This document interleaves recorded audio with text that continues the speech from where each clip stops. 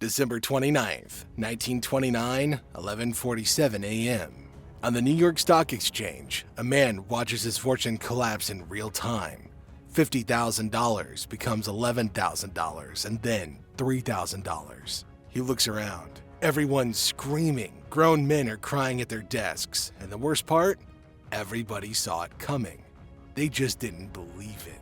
So let's rewind. Let's talk about how America built a house of cards, then acted shocked when someone opened a window. We go back to 1919, when Americans paid cash for almost everything. If you wanted a couch, you saved. If you wanted a car, you saved even longer. Then in 1925, a New York furniture store tried something radical. Take it home today, pay later. Installment buying, the cheat code of the 1920s. Suddenly, a $200 radio was yours for a couple dollars down and small monthly payments. Cars, washing machines, furniture, just sign and take it home. By 1929, most cars and appliances were bought on credit. People owned more than ever, even if they couldn't afford it. It's like sprinting in a marathon. Sure, it might be fun at first, but it's brutal at the end. Credit rewired the economy. Factories made more because people bought more, and people bought more because credit made it easy. Everybody looked rich. In reality, they weren't. Debt just had a nicer name. Opportunity. Banks realized that they could profit on both sides. You wanted stocks, they loaned you the money, and you paid interest as prices soared. More buyers pushed prices higher, pulling in even more. Banks earned, investors earned, everybody thought they were winning. It looked like investing, but really, it was a pyramid built on optimism. Then came investment trusts, companies that existed just to buy stocks in other companies. Some even bought shares in other trusts, which bought shares in more trusts. Money buying money. Goldman Sachs launched Blue Ridge Corporation at $104 a share. Crowds rushed in. It made nothing, just owned pieces of other companies doing the same thing later. 2 years later, it collapsed to $1.75 a share. By 1929, margin trading made it wilder. Put down $10, control $100 in stock. You could own 10 times what you could afford. Brilliant on the way up. On the way down, a trap door. By March 1929, warnings were out. Paul Warburg, a Federal Reserve founder, said the boom would end badly. Most people ignored him. The Harvard Economic Society claimed stocks had reached a permanently high plateau. Even the Treasury Secretary insisted that everything was fine. But cracks were spreading. Housing peaked in 1926 and was sliding. Car sales slowed. Warehouses filled with unsold goods. Farmers had been struggling for years. The real economy was sick. The stock market just didn't notice. Like running a fever for days and only checking the thermometer once you collapse. On September 3rd, 1929, the market hit its peak at 381, higher than ever before, and then it started to wobble. On October 24th, Black Thursday, prices plunged and panic rippled across Wall Street. Powerful bankers stepped in to buy stocks and calm the crowd, and for a moment, it worked. Crisis avoided, or so it seemed. Then came Black Monday, a 13% drop in a single day, followed by Black Tuesday with another 12% collapse. In just 48 hours, 4 years of gains vanished. It was like watching a skyscraper fall floor by floor. Winston Churchill was in New York that week, watching from the gallery, later describing it as the end of the world. On the floor, traders shouted numbers over non-stop ringing phones. Some fainted, others just froze. By the closing bell, $14 billion had evaporated. That's over $200 billion in today's terms. And that was only the beginning. The real damage came next. In December 1930, the Bank of the United States failed. Not a government bank, just a poorly named one, taking the savings of 400,000 people with it.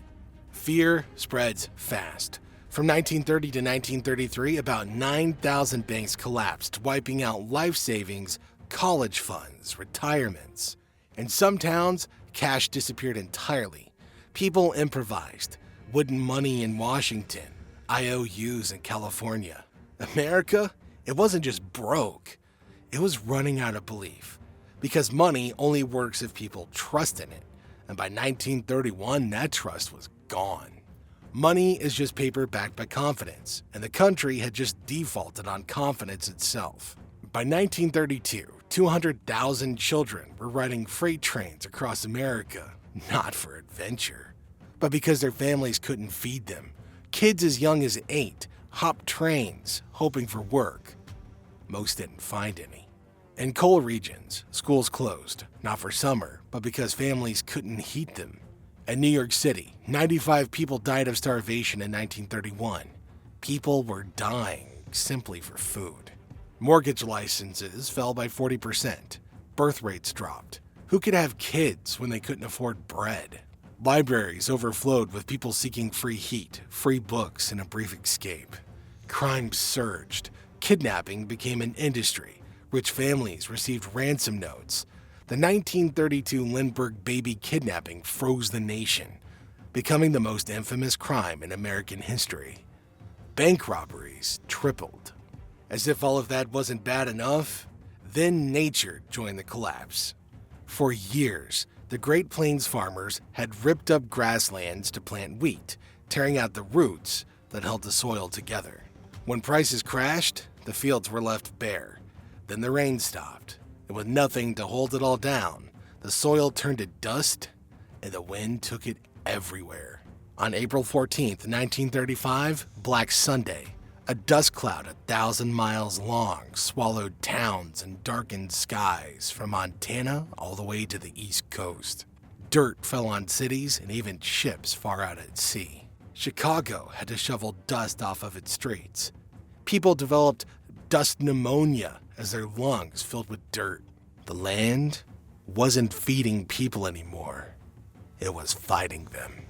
President Hoover genuinely believed the government shouldn't help too much, and he argued would make people dependent and destroy their self-reliance. He called it rugged individualism. The problem is, it's hard to be rugged when you're starving. He tried a few things. The Reconstruction Finance Corporation lent money to banks and big corporations, but not ordinary people. The Federal Farm Board bought crops to prop up prices. It didn't work. Hoover was trying to stop a hurricane with a tiny umbrella, and he only gave it to banks. By 1932, people despised him. When veterans marched to Washington for promised bonuses, he sent the army, tanks included. His presidency became a masterclass in how not to handle a crisis. March 4th, 1933, Franklin D. Roosevelt is sworn in. First move? Close every bank in America. Every single one. Panic spreads. Then he goes onto the radio. The first fireside chat. 60 million Americans listen as he explains banks will reopen only if they're truly stable. By March 13th, banks reopen, and for the first time in 3 years, people deposit money instead of rushing to withdraw it. Trust returns. FDR doesn't stop there. In his first 100 days, he launches an alphabet soup of programs. CCC puts young men to work planting trees. FERA sends cash to states. AAA pays farmers to grow less. TVA builds dams and brings electricity. NERA sets wages and hours. It doesn't fix everything. Unemployment is still high. But something bigger happens. Hope returns. Not celebration, just hope. Listen, this is the uncomfortable truth. The New Deal helped. It put people to work. It slowed the bleeding, but that didn't end the Depression. What did? World War II. December 7th, 1941, a day that would live on in infamy. Pearl Harbor. America goes to war. Factories roar back to life, pumping planes, tanks, guns, uniforms. The government buys everything they make. Unemployment drops from 15% to 1% in 2 years.